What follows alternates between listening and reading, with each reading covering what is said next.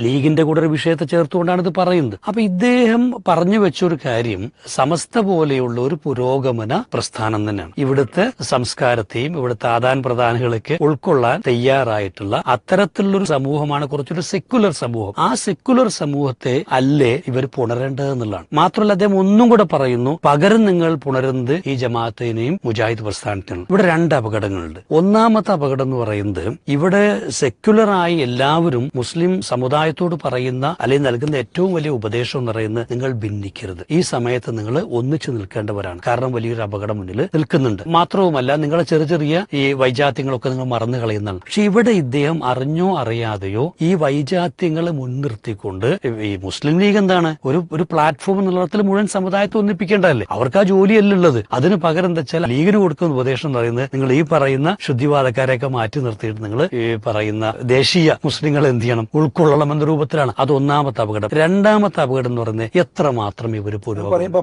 പ്രശ്നക്കാരാണ് സ്ഥാപിച്ചു. അതാണ് ചില്ലറ വിഷയം, അതല്ല, അത് ഗൗരവമുള്ളൊരു വിഷയം. അറിയാതെ പറഞ്ഞായിരിക്കാം, പക്ഷെ എന്താ ഗൗരവമാണ്. രണ്ടാമത്തത് ഈ സമസ്തയുടെ ഒരു ചരിത്രം പരിശോധിച്ചു കഴിഞ്ഞാൽ എങ്ങനെയാണ് ആർക്കെങ്കിലും ഇത് പുരോഗമനം എന്ന് പറയാൻ പറ്റുന്നത്? നമുക്കറിയാം, നരകത്തിന്റെ ഭാഷ എന്ന് പറഞ്ഞുകൊണ്ട് ഭൗതിക വിദ്യാഭ്യാസത്തെ പൂർണ്ണമായിട്ടും എതിർത്തവര്. സ്ത്രീകൾക്ക് പള്ളി പോകാൻ പാടില്ല എന്ന് പറഞ്ഞ അർത്ഥം എന്താണ്? മറ്റു വിദ്യാഭ്യാസങ്ങളൊന്നും തീട്ടില്ല, അവരെല്ലാ അർത്ഥത്തിലും അടിച്ചമർത്തിയ വിഭാഗം. എന്തിനേറെ ഇപ്പൊ നമുക്കറിയാം മറ്റു വിഭാഗങ്ങളോട് പോലും സലാം പറയാൻ പാടില്ല എന്നൊക്കെ പറയുന്ന, എന്തായാലും പുരോഗമനവാദികളെല്ലാം പറയുന്ന മനുഷ്യത്വത്തിന്റെ അടിസ്ഥാന പ്രമാണങ്ങളോട് പോലും യോജിക്കാത്ത നിലപാടുകൾ സ്വീകരിക്കുന്നവരെ ആണ് പുരോഗമനവാദികൾ അല്ലെങ്കിൽ ആധുനികരെന്ന് വിശേഷിപ്പിക്കുന്നത്. ഈ നേരത്തെ പറഞ്ഞതുപോലെ ഈ ഒരു സമൂഹത്തിനകത്തുണ്ടായിരുന്ന അതീവ അപകടകരമായ ഒരുപാട് കാര്യങ്ങളായത് പിഞ്ഞാണെഴുതി, ഏലക്ക്, വരേലസ്, ഉറുക്ക്, ഇതൊക്കെ ഈ പറഞ്ഞ മന്ത്രവാദം, സകലവിധ വിഷയങ്ങളൊക്കെ കെട്ടുപണഞ്ഞ് കടന്നിരുന്ന ഒരു സമൂഹത്തെ അതൊന്നും ഇസ്ലാമികമല്ല എന്ന് പറഞ്ഞ് ആധുനികമായ കാലഘട്ടത്തിലെ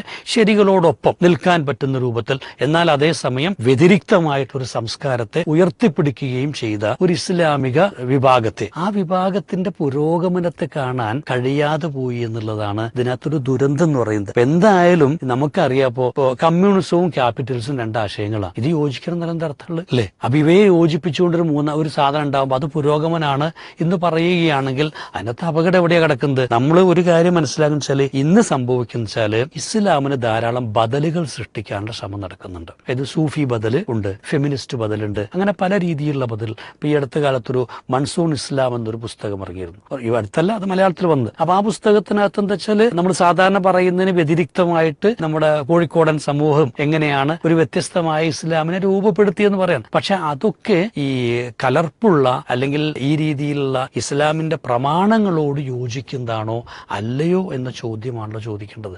എന്തായാലും അതിനു പകരം അദ്ദേഹം ഈ പറയുന്ന നിലവിൽ പലരും ഉണ്ടാക്കിയെടുത്തിട്ടുള്ള കാലുഷ്യമാർന്ന അല്ലെങ്കിൽ കൃത്യതയില്ലാത്ത അവ്യക്തമായൊരു ആശയ ലോകത്ത് തന്നെ പെട്ടുപോയി എന്നുള്ളത് മാത്രമാണ് നമുക്കിന്നത്തെ സങ്കടമായിട്ട് തോന്നുന്നത്.